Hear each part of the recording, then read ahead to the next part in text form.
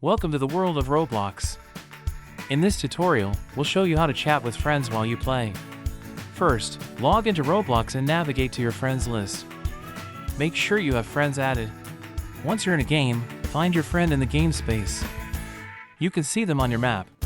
Now, it's time to chat. Press the / key to start typing your message in the chat box. Hit enter to send your message. Your friend will see it pop up instantly. And there you go. You're chatting away. Enjoy playing and bonding with your friends. Remember to be respectful in chats. It's all about having fun together. Use emojis and stickers to make your chat more lively and engaging.